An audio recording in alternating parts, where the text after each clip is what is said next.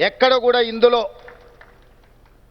Corporate విద్యాలయాల నుంచి ఒత్తిడి వచ్చినా యూనివర్సిటీలను ప్రైవేటీకరణ చేయాలన్న ఆలోచన ఎవరన్నా చేసినా అలాంటి పనులు జరగవు.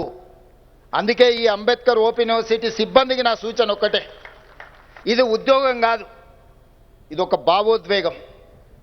ఈ తెలంగాణ సమాజం మన నుంచి ఈ భావోద్వేగాన్ని, ఈ బంధాన్ని కోరుకుంటుంది. ఇక్కడ ఉన్న వాళ్ళు ఎవరైనా వేదిక మీద ఉన్నవాళ్ళు కానీ ఇక్కడ ఉన్న పెద్దలు ఎవరు కూడా ఉద్యోగం అనుకోవడం లేదు, ఇది ఒక భావోద్వేగమైన అనుబంధం అనుకుంటున్నారు. 100% ఈరోజు ఈ తెలంగాణ సమాజం ఒక గొప్ప ఆలోచనతోని నాలాంటి ఒక వ్యవసాయ కుటుంబం నుంచి వచ్చిన యువకుడికి ఒక అవకాశం ఇచ్చారు. ఈ అవకాశం మా వ్యక్తిగతమైన ప్రయోజనాల కోసమో లేదా రాజకీయ కక్షాపూరితమైన నిర్ణయాల కోసం వాడుకుంటే మనం తెలంగాణ సమాజానికి అన్యాయం చేసిన వాళ్ళం అవుతాము. అట్లాంటి తప్పులు జరగవు ఈ ప్రభుత్వంలో అని నేను చెప్పదలుచుకున్నా. తప్పకుండా ఈ యూనివర్సిటీల పునర్నిర్మాణం జరగాలి. ఒకప్పుడు ఉస్మానియా యూనివర్సిటీలో చదువుకొని వచ్చిన పివి నరసింహారావు గారి నుంచి మొదలు పెడితే జైపాల్ రెడ్డి గారి వరకు జాతి రత్నాలను అందించిన ఈ యూనివర్సిటీలు ఈ దేశానికే, ఈ ప్రపంచానికే మేధస్సును అందించిన వాళ్ళను, ఉత్తమ పార్లమెంటేరియన్లను అందించిన యూనివర్సిటీలు ఈరోజు మన కళ్ళ ముందే నీరు గారిపోతుంటే, మన కళ్ళ ముందే వాటి ప్రతిష్ట దిగజారుతుంటే మనం చూస్తూ ఊరుకుంటే మనం ఈ సమాజానికి అన్యాయం చేసిన వాళ్ళం అవుతామని చెప్పి నేను బలంగా నమ్ముతున్నా. అందుకే ఈరోజు యూనివర్సిటీల యొక్క ప్రతిష్ట పెంచాలని, ఈ యూనివర్సిటీల ప్రతిష్ట పెంచాలంటే మౌలిక వసతులు పెంచినంత మాత్రాన ప్రతిష్ట పెరగదు.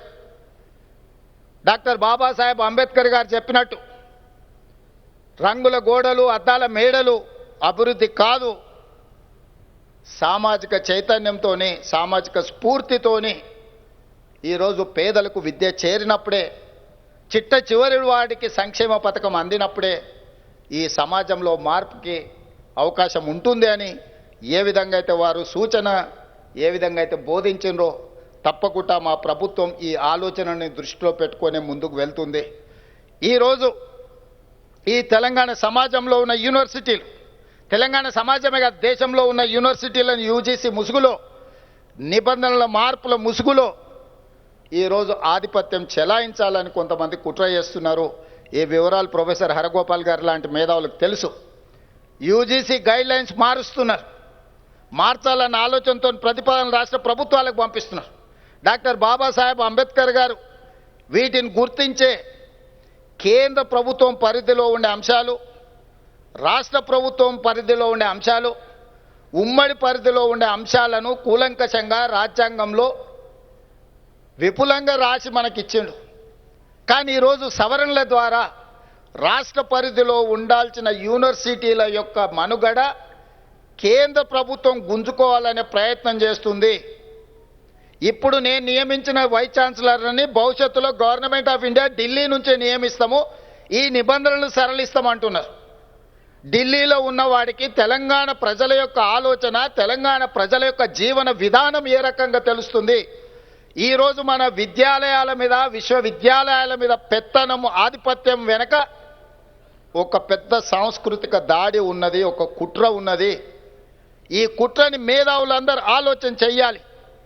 అందుకే నేను తమిళనాడు చీఫ్ మినిస్టర్తో, కర్ణాటక చీఫ్ మినిస్టర్తో, కేరళ చీఫ్ మినిస్టర్తో కోఆర్డినేట్ చేసిన తొందరలోనే ఆంధ్రప్రదేశ్ చీఫ్ మినిస్టర్ గారితో కూడా నేను మాట్లాడదలుచుకున్నా. రాష్ట్ర ప్రభుత్వాలు నియమించుకోవాల్సిన రాష్ట్ర పరిధిలో ఉండే యూనివర్సిటీల వైస్ ఛాన్సలర్లను కూడా కేంద్ర ప్రభుత్వం యూజీసీ నియమిస్తాము అని అంటే మనం చేతులు కట్టుకొని కూర్చుంటే సాంస్కృతిక పరమైన దాడి జరగబోతుంది. ఆ తర్వాత ఈ విశ్వవిద్యాలయాలు కొంతమంది చేసే విష ప్రచారానికి వేదికలు కాబోతున్నాయి. ఇది మన సమాజాన్ని చీల్చడానికి ఉపయోగపడుతుంది తప్ప ఈ సమాజానికి చికిత్స చేయడానికి విశ్వవిద్యాలయాలు వేదిక కాకుండా పోయే ప్రమాదం ఉన్నది. అందుకే ఈ వేదిక మీద నుంచి ప్రధానమంత్రి నరేంద్ర మోడీ గారికి విజ్ఞప్తి చేస్తున్నా. ఈరోజు 76వ గణతంత్ర దినోత్సవ ఉత్సవాల సందర్భంగా ప్రధానమంత్రి గారికి నేను విజ్ఞప్తి చేస్తున్నా. మీరు చేసే దాడి, మీరు మార్చాలనుకుంటున్న యూజీసీ నిబంధనలు, ఇది రాజ్యాంగం మీద దాడిగానే మేము భావించాల్సి వస్తుంది. మా మీద మీరు దండయాత్ర చేయాలన్న ఆలోచన చేస్తున్నారు.